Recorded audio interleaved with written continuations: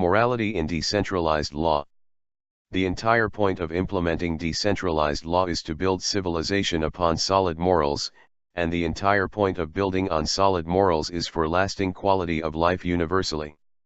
Civilizations that do not have emphasis on valid moral principles do not advance well, and to the degree that valid moral principles are upheld, the civilization will indeed advance to greater peace and prosperity. The prioritization of valid moral principles is the only thing that brings any degree of civilization, and only to the degree that moral principles are prioritized will there be civilization. Quality of life is only possible through morality, and only morality can make life itself worth living. To identify what morality is and why it matters, question what it is that makes life worth living, what makes existence worth experiencing. Without morality, there is undue suffering, which subtracts from life, thwarting it, hurting it, and even ending it. Life is valuable because of love, and morality is the loving regard for other life, the looking after of quality of life for all life. To the degree that civilization is sought, love must prevail, else there will not be civilization. Hatred and indifference make dystopia, and broken, immoral legal systems keep life in diminished quality and dissatisfactory mediocrity. It is prioritization of love that makes civilization peaceful and prosperous, but only through decentralization of law can the details of our societies be conducive to greater love and regard for the well-being of our fellow humankind. Let's think of a word that means requisites for lasting quality of life universally. Is there such a word? We apply the word morality. What standards enable anyone to live at any level of quality to which they are willing to apply themselves? What are these standards called, and how are they determined? Though morality has historically been a loosely defined word to mean almost nothing, due to its assignment to subjectivity and perception, let us assign a very precise definition to the word morality, taking from it all meanings that would imply that it is up to interpretation or whatever it means to an individual. Let us assert that morality means the set of requirements for lasting quality of life, not for just one person, group, species or race, but for all life. Let us assign to the term, morality, the following definition: the required standards people must have for lasting quality of life universally. Now, let us take out any subjectivity from other words in the definition, starting with the word quality. For example, products are assigned very objective standards of quality.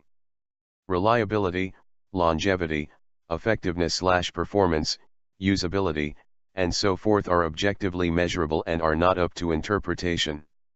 Very precise math is used to determine the tow capacity, battery life, storage space, computational speed, weight rating, and so forth. Data records like product ratings and reviews can be designed to get down to very precise metrics and statistics on reliability, durability, usability and longevity, among other objective standards for determining quality. That there may have not yet been objective metrics established for the word quality or morality in this context is not indicative that there is an impossibility of doing so, as we do in establishing this philosophy. Whether or not there is a well-refined definition of quality or morality thus far in human philosophy is not indicative of the impossibility of establishing valid definitions that bring objective metrics to morality.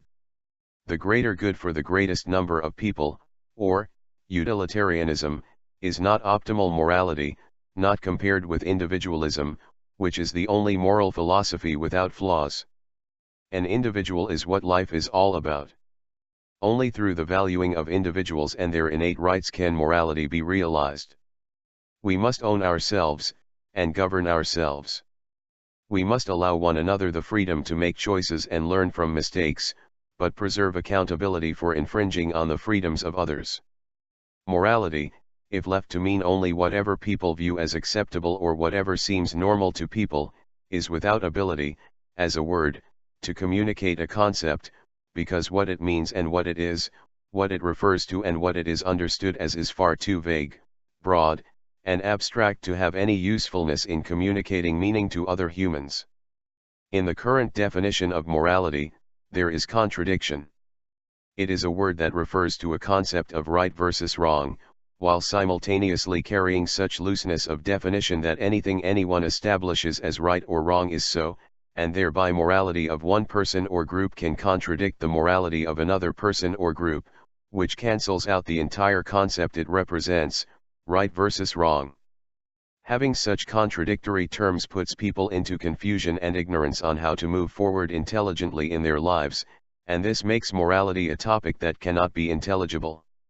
Words that communicate unintelligible concepts all need to be re-examined and addressed, so as to prevent cloudy understandings and thoughtless notions in human language.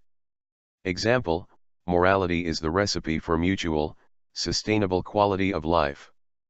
Put this as its definition, and you will start to see what few see, that there is a very objective set of requirements for individuals and civilizations to achieve lasting peace and abundance. Let it be the definition, just for now, though flawed it may be. It may not be worded best at this moment, but let it take you into a different mentality. In managing one's own finances, there are very objective standards that, when breached, will lead invariably to financial ruin. When managing one's own health, though health has more variables to it than finances, there are standards that, when ignored, can have substantial consequences. In parenting, extreme and even irreversible damage can be done if standards are ignored. In committed relationships, there can be messy and painful situations almost guaranteed when standards go ignored. In engineering, in medicine, in retail, in every industry, there are practices that can greatly help or hinder humankind. Morality, if not given a meaning, will never have one. Whether or not there is a supreme being to set truth, or a divine messenger to tell us all how to create a heaven-like existence, it is absolutely true that humans can figure out what is moral through translating the past and present and using reason to put it all together. We have no shortage of the lessons of time. We have intelligence sufficient to answer these questions. The more we study, the more we may become familiar with what to do and what not to do. We can find the principles that changed the events of time, and logically test them for standing validity. We can put these principles to test by applying them to situations both present and past, and see the correlations that may lead the study to determining of causation. The reason that morality has not become an established branch of science may have much to do with its uselessly subjective meaning, and perhaps the unpopularity of using self-restraint.